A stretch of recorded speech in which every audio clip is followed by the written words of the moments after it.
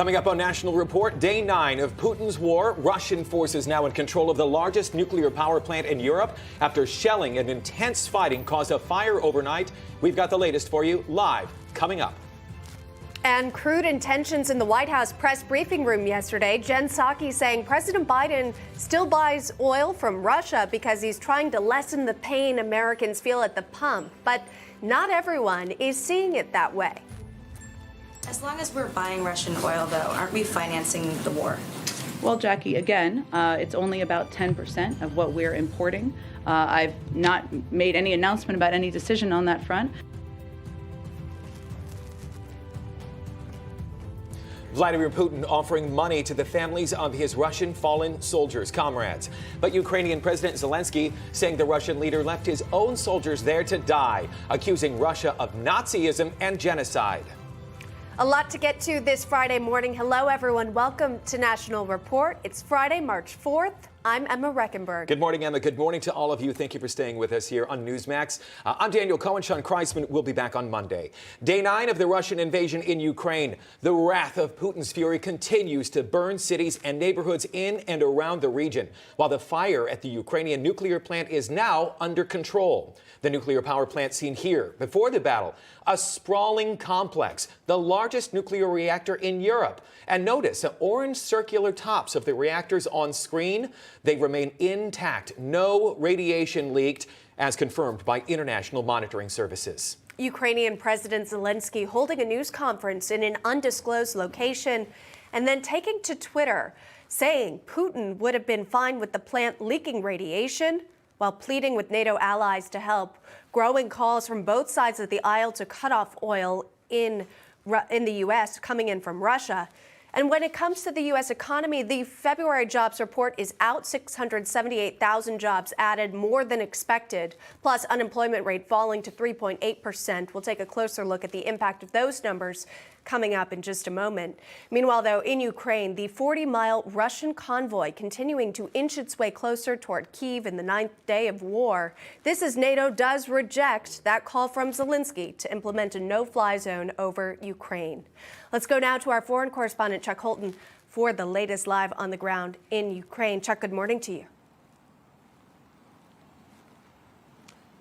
Daniel and Emma, it's good to see you. I am in the downtown area of Kyiv again, and this city has changed a lot just in the few days since the last time that we were here.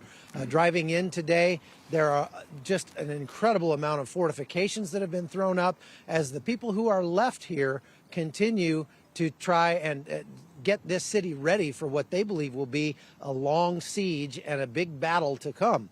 Now, since we've been here just in the last few hours, there have been air raid sirens every hour. I'm hearing explosions just in front of me here off in the distance. And so there is obviously fighting inching its way closer. The real concern is that when that 40-mile convoy gets close enough and within range of its artillery, that it will start a general bombardment. And I have to say, it's starting to feel a lot like 1942 here in the downtown area of Kyiv.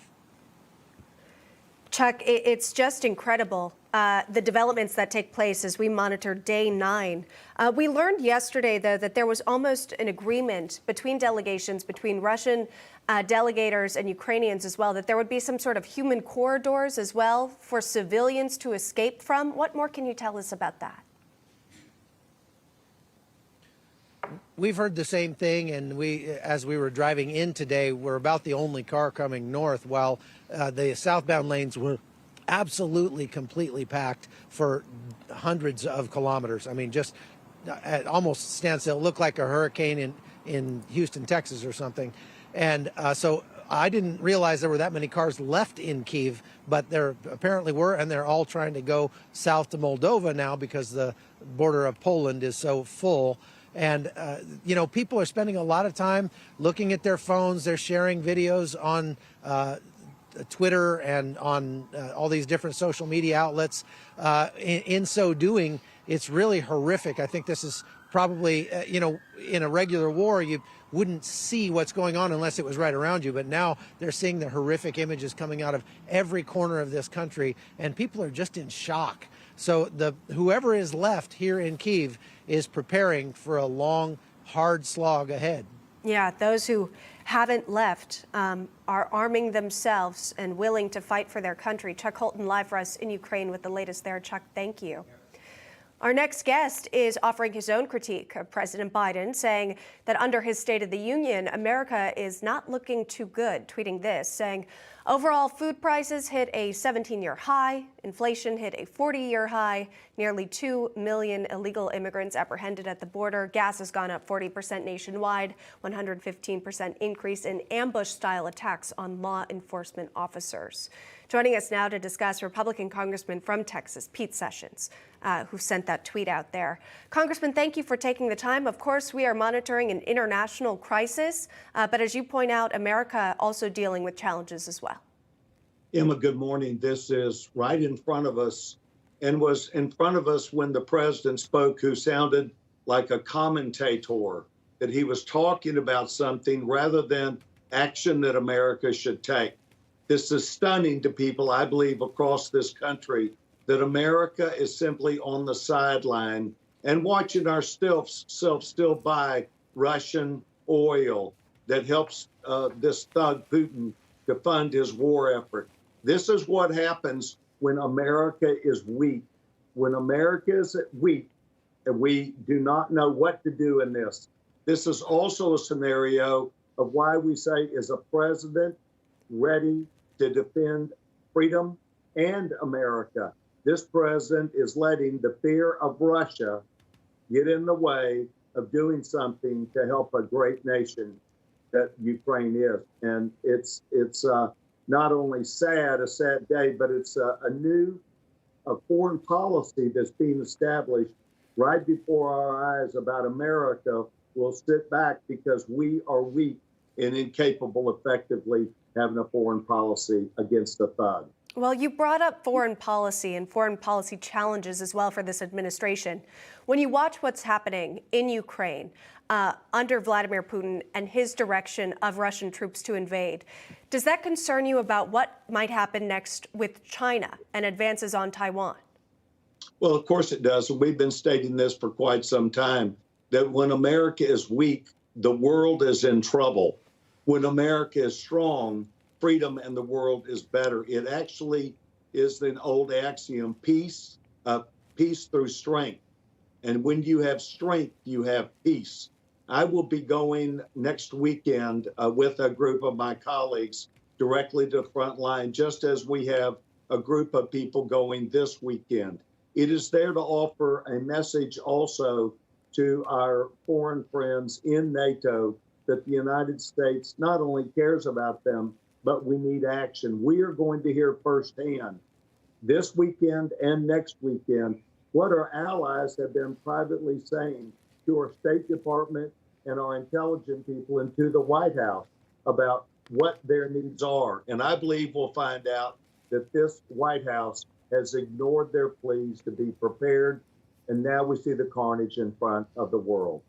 It comes as the White House has imposed sanctions on Russia, also sending military equipment to the Ukrainian troops and forces. And of course, we continue to watch the impact that this international fighting has on the home front here. You mentioned the gas prices. Analysts warning the national average could hit up to $5 a gallon here, with the current average at $3.84. I want to ask you your thoughts on how the U.S. should approach this sort of predictable situation we could be in with higher prices. The White House press secretary was asked about how America could respond in this administration. Here's what she had to say. The president is going to do everything we can to reduce the impact, to make sure that we are working with our partners around the world to address the volatility in the global oil markets, to consider a range of options that he can continue to take to reduce the impact that they're feeling at the pump. And do you think that opening the Keystone pipeline and having more energy-friendly policies might do that? The Keystone pipeline has never been operational. It would take years for that to have any impact. I know a number of members of Congress have suggested that, but that is a proposed solution that has no relationship or would have no impact on what the problem is. We hear all agree is an issue. Congressman, your reaction? Well, my reaction is that they know what kind of chaos they intend to bring. America was directly in line and was its own energy producer and had enough to export. This is, once again, a lie from the socialists who are thugs in Washington who will put their pain on the American people. If we get higher, you are going to see not just truckers show up in Washington, you're going to see average Americans. This week in Waco, Texas, gas has gone to $3.39. In Dallas, Texas, almost $4 a gallon. And this is unheard of from when it was $2.19 when President Trump left office. Yeah. This is an obvious leftist viewpoint that the White House has, and we will win this battle also. But there's pain ahead from the socialists in the White House. Comes at a time where we're seeing 40-year record high inflation. Congressman Pete Sessions joining us on the program. Congressman, thank you so much. We appreciate it. Emma, thank you very much. You're welcome. Hey, I'm Rob Finnerty. Thanks for watching. If you enjoyed this video, please join the conversation in the comments below. Don't forget to subscribe, too. Hit the bell icon to be alerted to breaking news. And remember, there's a whole lot more on Newsmax TV, America's fastest growing cable news network. Newsmax TV, we're real news for real people.